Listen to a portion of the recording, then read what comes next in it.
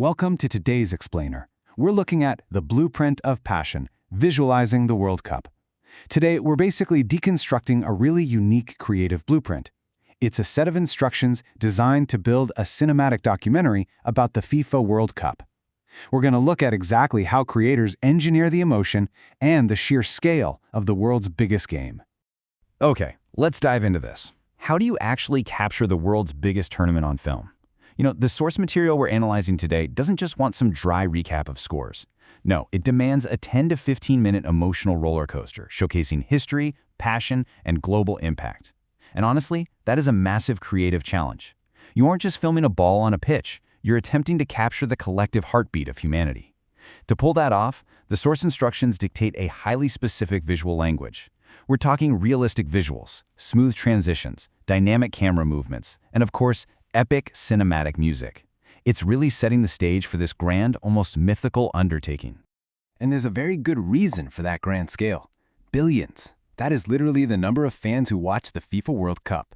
The source explicitly highlights this absolutely breathtaking macro scale.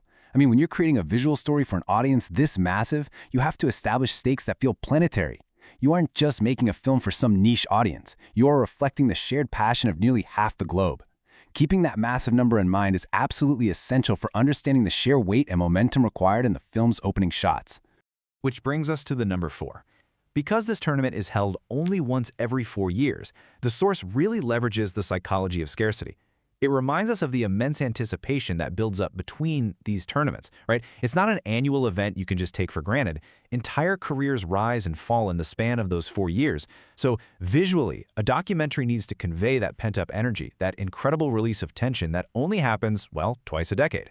To capture that massive scale and that 4-year anticipation, the source gives us a specific recipe of essential cinematic elements.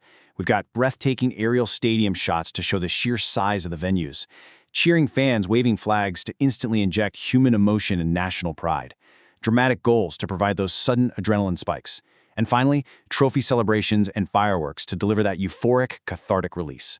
If you combine these elements with that epic, cinematic music we talked about earlier, you create a dynamic, overwhelmingly powerful visual hook. You are literally engineering a physical response from the viewer before a single word of history is even spoken. Moving into the history, from 1930 to the modern era. Once that emotional hook is set, we really must trace the roots of the game, grounding this massive modern spectacle in its rich history. Let's move to the timeline and see how this builds. This gives us a really clear historical spine to follow. We start right at the genesis in 1930, with Uruguay, the host nation, being crowned the very first champions. From there, the visual narrative sweeps through the decades, showing the evolution of the global tournament. We see the game grow, the tactics change, the stakes raise, culminating in the modern day with the rise of legendary football nations. The source specifically points out Brazil, a country whose very identity is intertwined with the colorful, joyful, and legendary spirit of modern football. And this brilliantly illustrates the passage of time. The source instructs a direct transition from vintage black and white footage right into modern high-definition stadiums and matches. Actually, this is a classic, highly effective documentary technique. You aren't just telling the audience that time has passed, you're making them feel it through the evolution of the camera technology itself. That stark juxtaposition, the grainy, historic past, melting into the crisp, vibrant, high-definition present, it makes the modern game feel like the pinnacle of a long, glorious technological and athletic journey.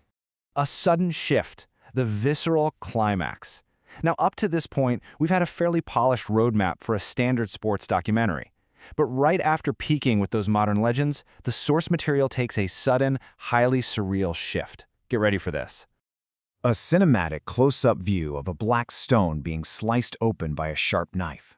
I want you to really imagine the viewer's experience here. You've just been soaring over high-definition stadiums in Brazil. The crowds are absolutely roaring, and then, cut. Total silence.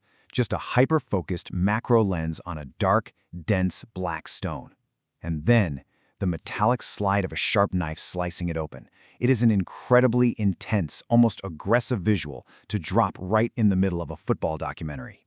A thick, molten lava slowly oozing out. The adjectives here are so heavy and visceral, right? Thick, oozing. We have moved completely away from the literal representation of a football pitch and have entered a space of pure elemental metaphor. You can almost feel the heat, the pressure, the slow, unstoppable release of energy trapped inside something seemingly cold and solid. The stone rapidly starts on fire. So the crucial point is this: why on earth would a World Cup documentary end with a burning stone? Well, because it is the ultimate, non-literal metaphor for the sport itself. Think about it for a second. The World Cup takes the solid, structured rules of a game, that's the black stone, and through the sharp pressure of competition, slices it open to reveal the thick, molten, fiery passion that burns inside the players and billions of fans worldwide. It's a surreal, absolutely brilliant way to visually communicate a feeling that is almost impossible to put into words.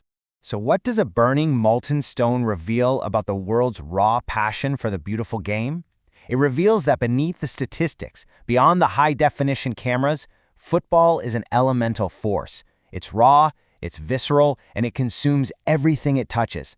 The next time you watch a major sporting event, I challenge you to look past the literal footage and look for the fire. Thanks for joining me for this explainer, and I'll catch you next time.